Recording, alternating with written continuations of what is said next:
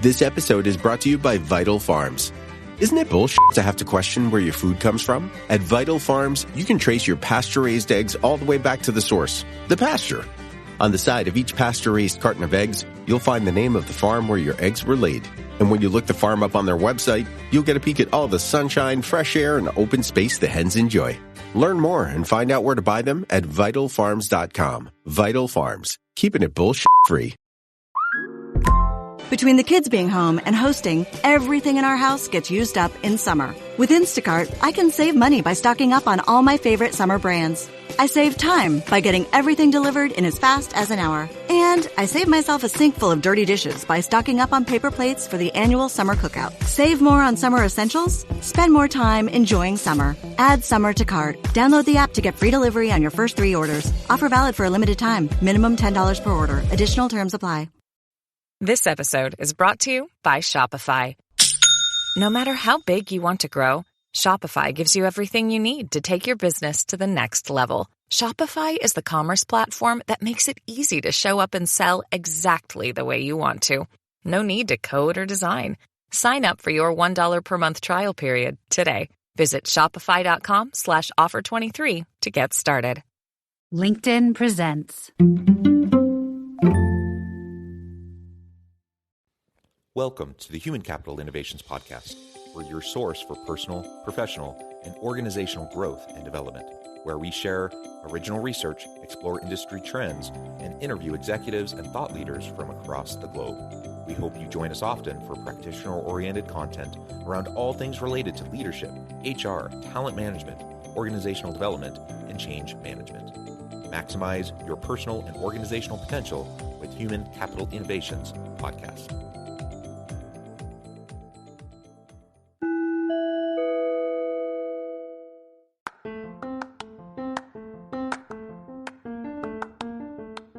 If you enjoy the Human Capital Innovations Podcast, enjoy ad-free listening by going to the Patreon page, and please consider contributing even at the producer or sponsorship level. And please leave a review. Thank you for your support.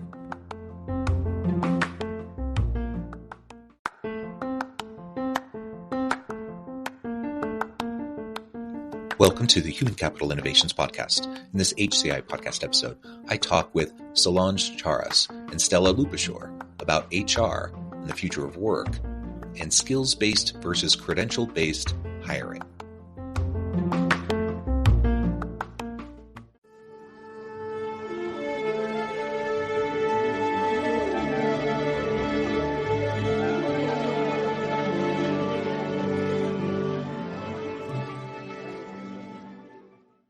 Solange Charas and Stela Lupushor, welcome to the Human Capital Innovations Podcast.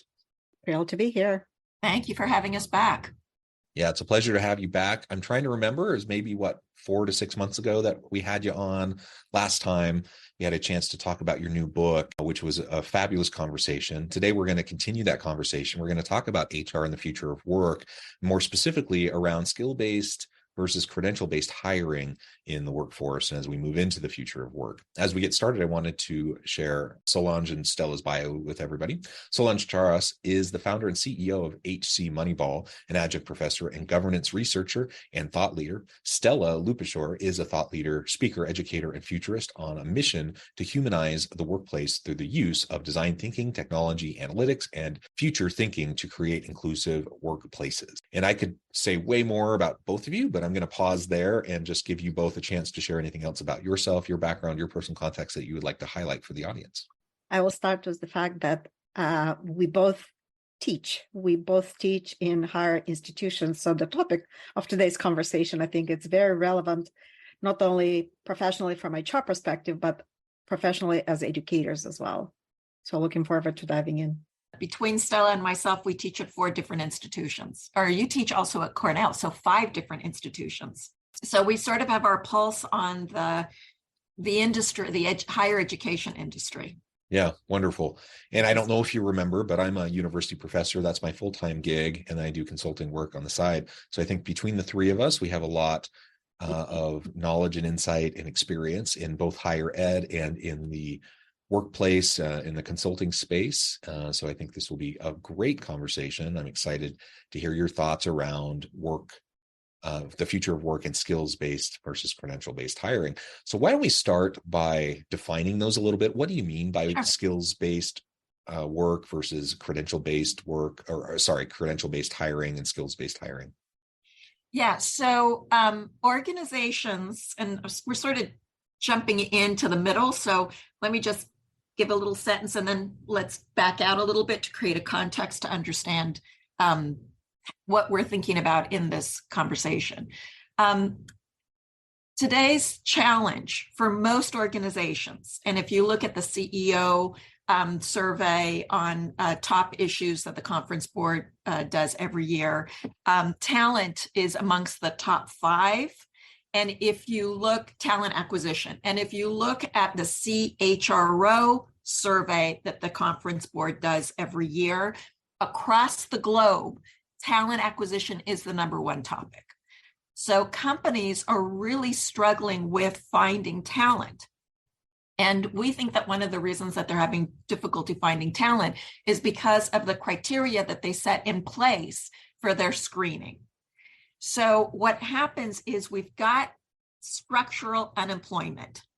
So even though our unemployment rate is very low, the majority of that unemployment is structural unemployment. So there's essentially 3 different types of unemployment. There's frictional unemployment, which is basically unemployment of people that are in the midst of changing jobs. So it's just the frictional part going from one job to another. There's seasonal or cyclical unemployment, which is attached to business cycles. So we see, gig or seasonal or cyclical workers around Christmas time. So people always, salespeople find it easier to find a job when companies are hiring for seasonal work. And then the third one is structural unemployment. And structural unemployment refers to the mismatch between the jobs that are available and the skill levels of the unemployed. And it is the one that is the most persistent. We can't wait for time to fix that problem. We actually have to have some type of an intervention to solve it. So unlike cyclical unemployment, it's not a business cycle issue. We have about 10.5 million or so open jobs and about 6 million people that are on the unemployment roster. We have more unemployed that have just given up looking for a job because they simply can't find one. It's important to note the only people that count towards the official unemployment numbers are the people who are actively looking, right? Right, exactly. And if you look at the BLS data and you look at the research in this area, structural unemployment really comprises the vast majority of the reason for unemployment. So think about the tech sector layoffs. Tens of thousands of employees are now unemployed, and yet the unemployment rate didn't go up during this period, during these last 6 months, when the tech industry was shedding jobs for a couple of reasons. One is the tech sector actually overhired in the prior 2 years, so they're actually getting rid of excess labor. And people in those jobs, for the most part, were able to find new jobs because it's not just the Googles and the Metas in the world that are hiring tech people. It's all the mid and small size companies that are hiring tech people that have everyone is. That have been locked into those behemoths. And when they let them go, I actually think it's a good thing because now we're doing technology transfer from the Googles and the Metas and the Yahoos of the world and the Apples of the world into our mid and small cap companies. So I think that's a good thing. But structural unemployment is really harmful to the economy because as industries evolve and the requirement for competencies grow, the skill gap widens. And it also increases U.S. income inequality, which we'll get to in a second. So we are really interested in this dilemma that organizations say they can't find talent. And, we started off by saying skills-based versus credential-based. And what most organizations do, for good, for better or for worse, is for pretty much, I'd say, I'd throw a guess out there, 70% of entry-level jobs, forget about the mid-level manager and executive, they set a standard of having a college degree to do the job.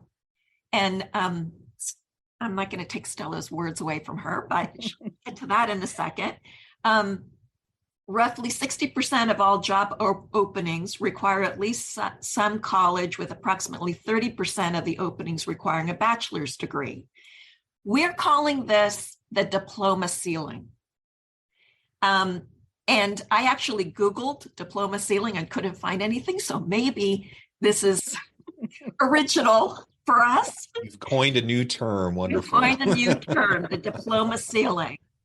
So what's really interesting is that according to the BLS data, there are as many people in the labor force over 25 years of age with high school diplomas as there are with people with college degrees. So the numbers are 23.6 and 23.7% respectively. So these two groups, the high school diploma and the college diploma or the degree, are actually the same size. And if you combine high school and some college, the number goes up to 43.8%. So about 44% of the workforce has a high school diploma and some college.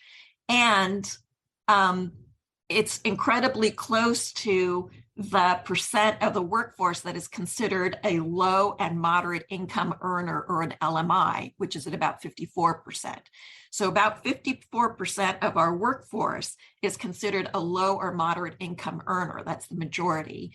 And those LMIs are around, they're at the poverty level or slightly above the poverty level, but certainly not in a position to improve their economic conditions. So what we're thinking around this is that companies are actually perpetuating poverty in the United States because they're forcing people to get a college degree to do jobs that may not need college degrees. And the college education since 1980, since when I got my degree, so I went to UC Berkeley, and it cost me about $720 a year for my tuition. I just looked at the UC Berkeley website, and for an in-state, because I was in-state, it cost $9,594 in tuition. That's not cost of books, anything else. That's a 1,332% increase in tuition, and the marginal improvement in your earnings between 1980 and today is not 1,332%.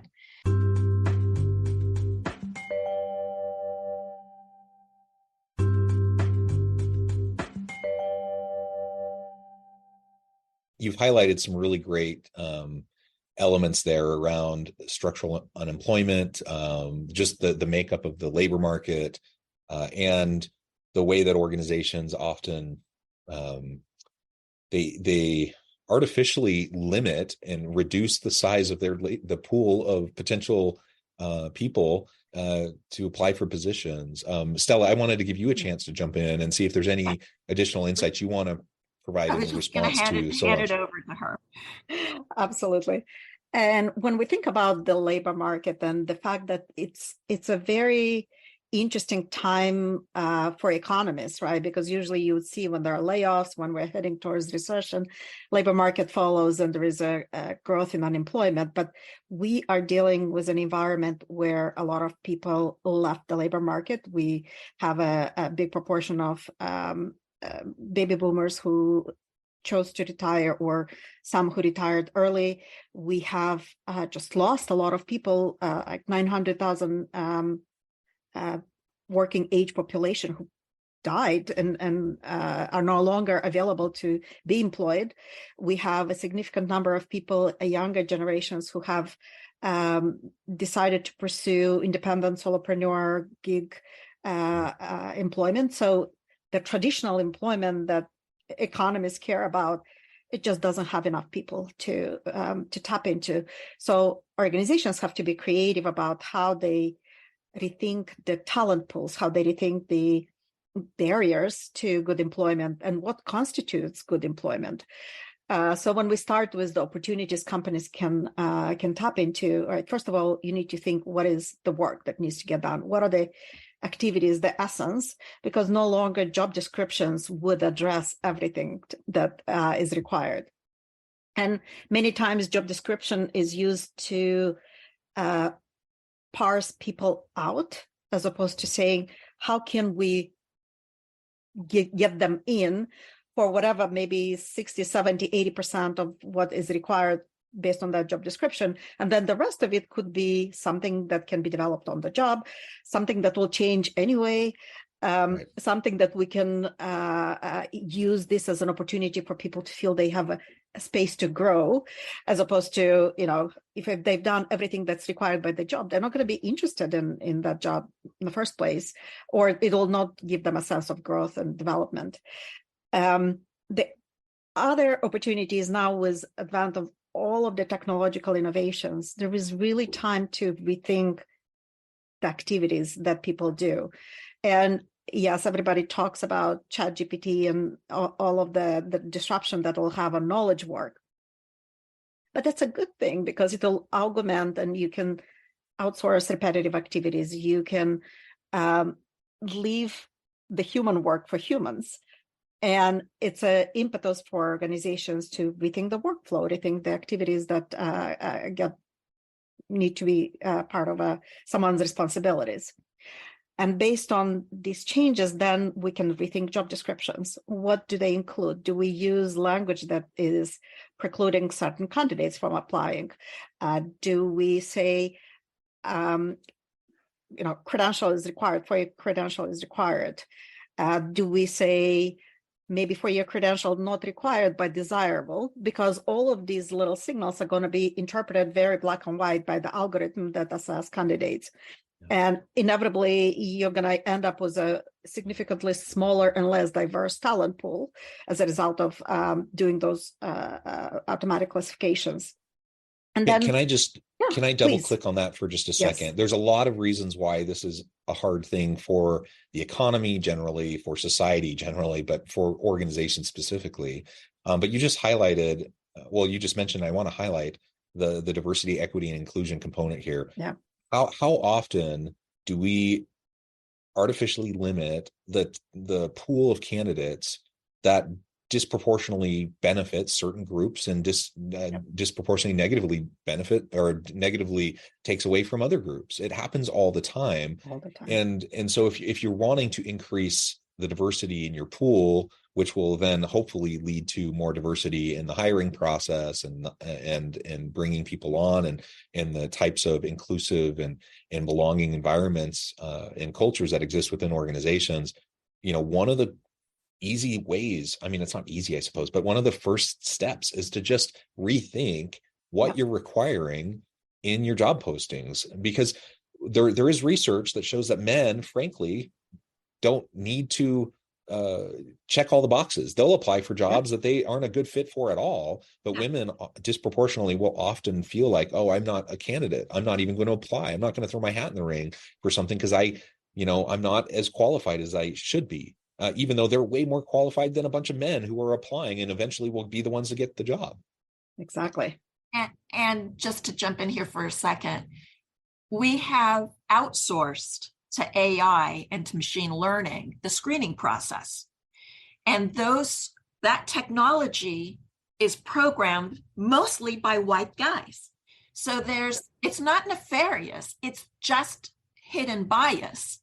And I think that also contributes to the problem. It's not just that the candidate pool isn't big enough, women aren't applying for jobs. It's that when they put their resumes in, it's not even a human being that's looking at the resume. It is machine learning. And that machine was programmed by white guys. And I don't mean that in a bad way. I'm just saying that the technology sector is predominantly white male.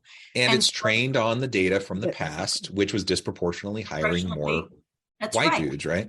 That's right. Yep. I love the kind of diversion into the diverse talent pools, because we typically think of diversity as the visual identifiers, right? What's visible as far as race, gender, abilities. But there is a broader spectrum of talent that we can tap into. So once we understand what are the changes to the work, change the job description to reflect that, and then tap into a diverse spectrum of talent options, right? Look at people who recently retired. They already have the knowledge. They know what needs to get done. They understand the culture. Bring them back as contractors to fill in the gaps for specific needs. They will also develop the next generation of leaders and kind of the leadership pipeline. They can coach. They can mentor. Look at people with schedule limitations, right? You have significant number of becoming disproportionately younger set of millennials who are caregivers. They may have chosen to stay home so they can have the ability to care for their parents or family members. Maybe they have several hours in the afternoon. Yes, it's not a full-time job, but they have the skills, time, and interest to contribute. It may require a little bit different orchestration and a different way of allocating and parsing the work, but it's a perfectly capable segment of talent that typically goes under-tapped and underutilized. And then more importantly, when you think about work, you really need to think from perspective of making it a living wage, right?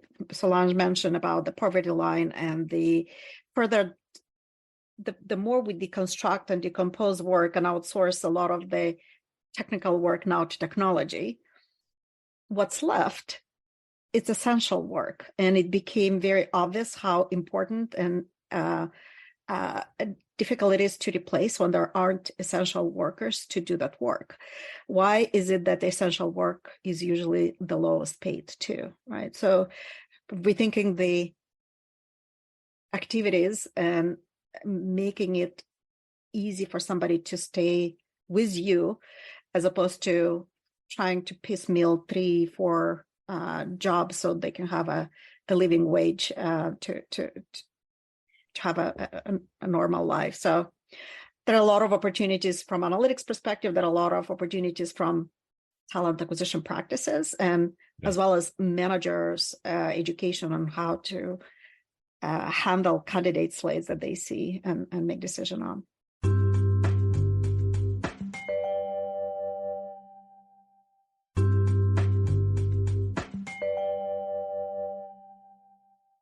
We're asking for a heavy lift, right? It's a heavy lift to look at your organization, to look at the business model, to look at that labor input, and then redesign that.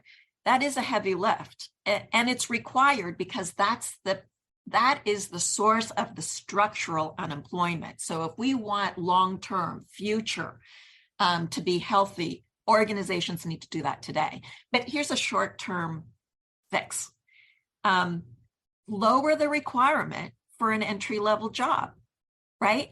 You don't necessarily have to, as Stela said, maybe you put college degree optional, or maybe you look at people who have come through a trade school. So we've seen higher enrollments in trade schools went up 19% over 2020, in 2022 over the prior year.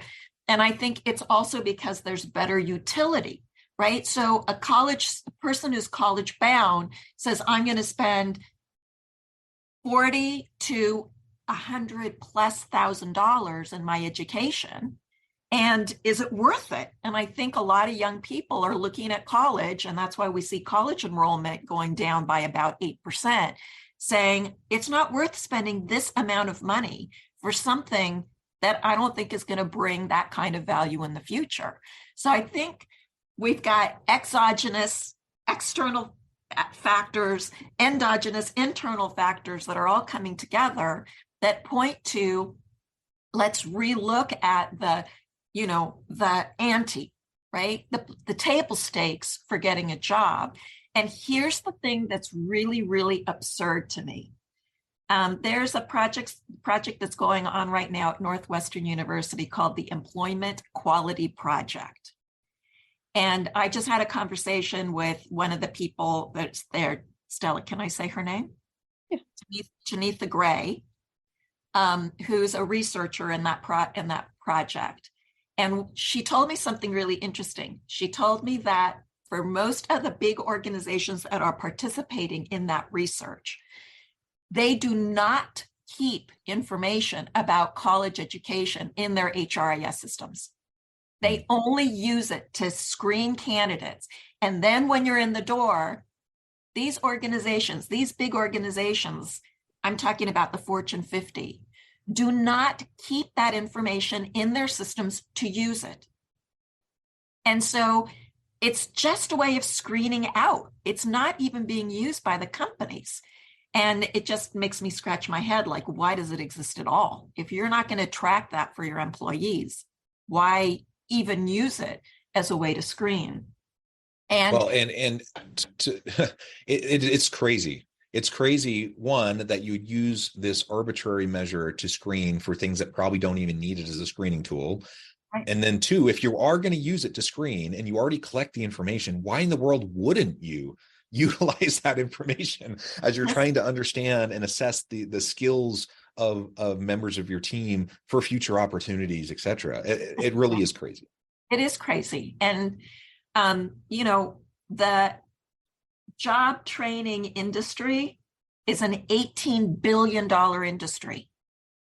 Companies are spending $18 billion to train people.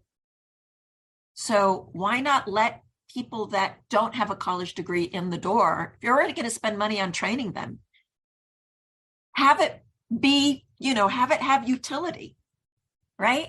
So one of the things that we're seeing in our research, and we know when we price out the cost of attrition, that the cost of attrition far outweighs the cost of training and development or the cost of just improving salaries so that you hit at least a minimum wage level, right? I guess the highest minimum wage level, because every state has its own rules.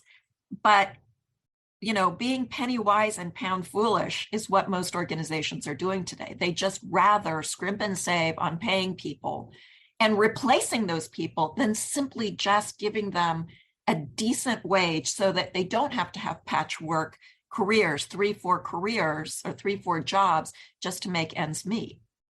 It's like reinforcing the class system, right? And it's not sustainable. It's not going to work. Companies are dying for employees. Employees are dying for opportunities. And the barrier is something artificial around college education. And again, that's coming from 3 people that believe in college education, right? I think college education is really important. I think it plays a huge role, but not for every position, and certainly not for every entry-level position.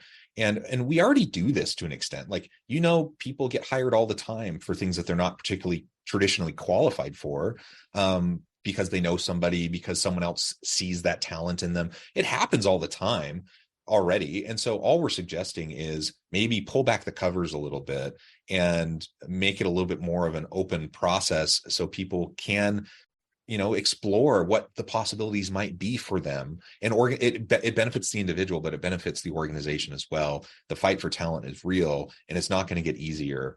And we need to constantly be looking at ways to reskill and upskill our people. Some of that's going to involve credentials, and that's great, but not always. And we need to just be much more proactive in organizations. And maybe the final thing I'll say on this before we start to wrap up, organizations should be reevaluating jobs on a continual basis anyways. So it is a heavy lift, yes, but it's just build it into your normal process of reviewing jobs, job design, redesign, and the whole workflow. And if you start to build that into what you hopefully are already doing, then it's not such a huge, crazy, heavy lift. It just becomes part of the process. And within a couple of years, you will have transformed the way your organization functions in terms of a talent perspective. Well, Stella and Solange, this has been a great conversation. I know at the time, and I do need to let you go, but before we wrap things up for today, I wanted to give you a chance to share with the audience how they can connect with you, find out more about your work, and then give us the final word on the topic for today. Stela Lupushor. So it's Stela with one L at Reframe period work.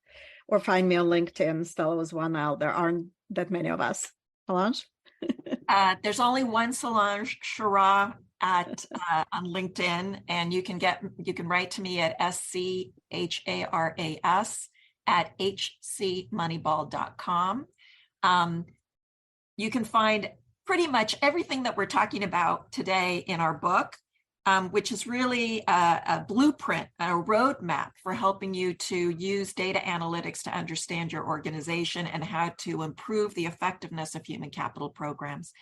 And our website for the book is www.humanizinghumancapital.com.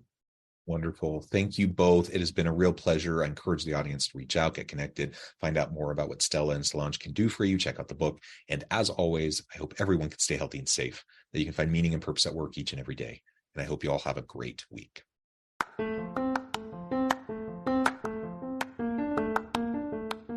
Do you enjoy the Human Capital Innovations podcast? Enjoy ad-free listening by going to the Patreon page. And please consider contributing even at the producer or sponsorship level. And please leave a review. Thank you for your support.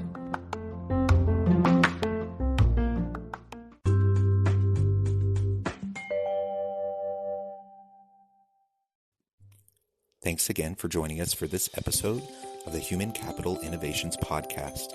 I hope you stay healthy and safe and that you have a great week.